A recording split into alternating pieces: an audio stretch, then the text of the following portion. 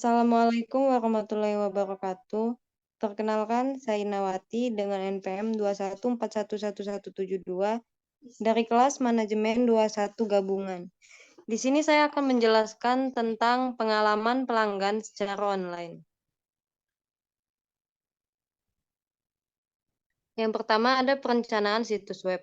Perencanaan situs web adalah tahap awal dalam pembuatan situs web. Pada tahap ini, kita menentukan tujuan dari situs yang akan dibuat, melakukan analisis dan pengumpulan data yang diperlukan oleh situs, dan menempatkan beberapa kebutuhan.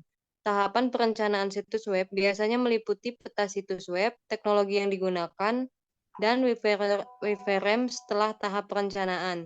Tahapan selanjutnya adalah desain, pengembangan, peluncuran, dan pemeliharaan situs web.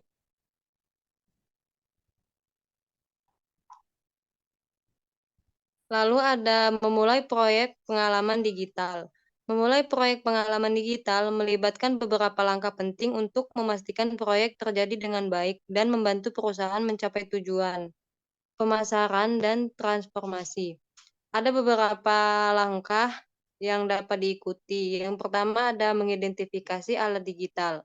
Sebelum memulai proyek, perusahaan harus mengidentifikasi alat dan sumber daya digital utama yang akan digunakan dalam proyek.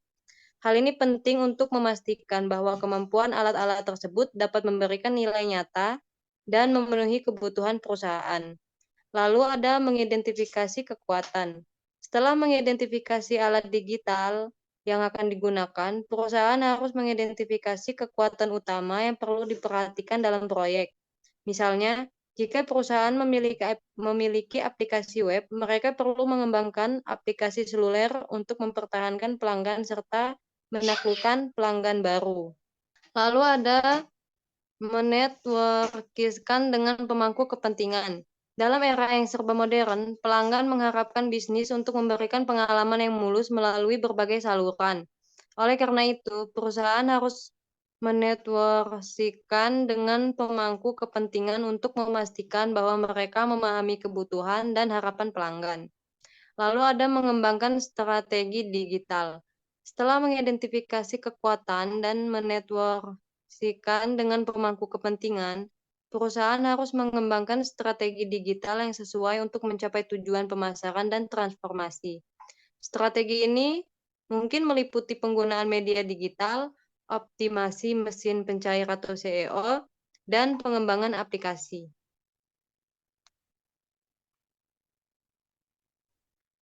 Yang kelima ada mengimplementasikan perubahan. Setelah mengembangkan strategi digital, perusahaan harus mengimplementasikan perubahan dalam proses bisnis mereka. Hal ini mungkin melibatkan migrasi data, perubahan sistem, atau pelatihan karyawan untuk menggunakan alat digital baru. Lalu ada menggunakan layanan pendukung. Untuk memastikan proyek digital berhasil, perusahaan dapat menggunakan layanan pendukung seperti konsulting, training, dan support untuk membantu mengidentifikasi kebutuhan, mengembangkan strategi, dan mengimplementasikan perubahan.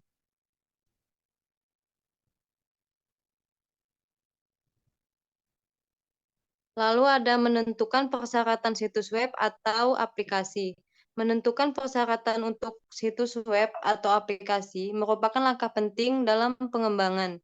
Salah satu persyaratan yang penting adalah menyediakan syarat dan ketentuan yang jelas dan mudah diakses bagi pengguna. Syarat dan ketentuan ini perlu ditampilkan sejak awal, terutama jika situs web atau aplikasi menyediakan fitur untuk mendaftarkan yang berlaku, serta untuk membedakan antara satu aplikasi web dengan yang lainnya. Selain itu, situs web atau aplikasi yang baik seharusnya mampu menyediakan informasi syarat dan ketentuan dalam format multibahasa jika menggunakan lebih dari satu bahasa. Ini memastikan bahwa pengguna dapat memahami dan menyetujui syarat dan ketentuan sebelum menggunakan situs web atau aplikasi tersebut. Selanjutnya ada mengelola dan menguji konsep. Mengelola dan menguji konsep merupakan langkah penting dalam pengembangan produk atau layanan. Dalam mengelola konsep, perlu dilakukan brainstorming ide atau masalah menggunakan design thinking, membuat wireframe, prototype, dan mock-up, serta menguji desain itu untuk mendapatkan umpan balik. Sedangkan dalam menguji konsep, perlu dilakukan pengujian usabilitas dan interaksi desain untuk mengevaluasi kualitas pengalaman pengguna. Pengujian ini dapat dilakukan dengan menggunakan skenario kasus dan interaksi. Selain itu, pengujian juga dapat dilakukan dengan menggunakan metode pengujian seperti uji unit dan uji integrasi.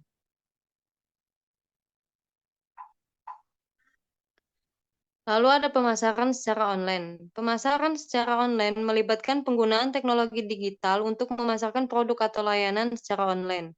Beberapa teknik pemasaran secara online meliputi pembuatan toko online, penggunaan media sosial, dan pemasaran melalui saluran digital seperti pencarian organik, penelusuran pembayar, iklan display, dan referral. Dalam pemasaran secara online, penting untuk memperhatikan desain situs web atau aplikasi yang baik dan memudahkan pengguna dalam melakukan pembelian atau transaksi. Selain itu, perusahaan juga harus memperhatikan kebutuhan dan harapan pelanggan serta memastikan bahwa produk atau layanan yang mereka tawarkan sesuai dengan tujuan pemasaran dan transformasi. Pemasaran secara online dapat membantu perusahaan untuk meningkatkan kehadiran merek online yang efektif dan menciptakan pengalaman belanja berdasarkan pengalaman dan tujuan.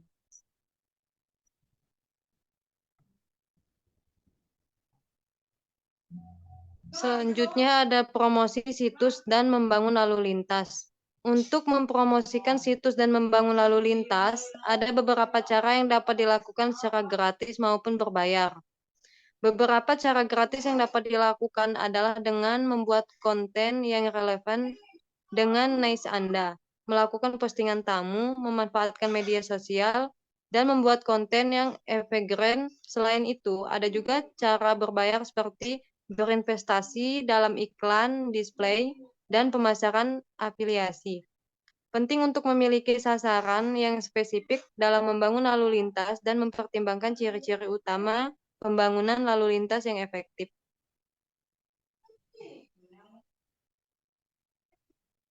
Lalu ada dampak kualitas layanan pada e-loyalitas. E-kualitas layanan memiliki dampak yang signifikan pada e-loyalitas. Penelitian menunjukkan bahwa kualitas layanan elektronik berkontribusi secara positif terhadap kepuasan konsumen dan akhirnya memengaruhi loyalitas konsumen terhadap platform atau bisnis tersebut.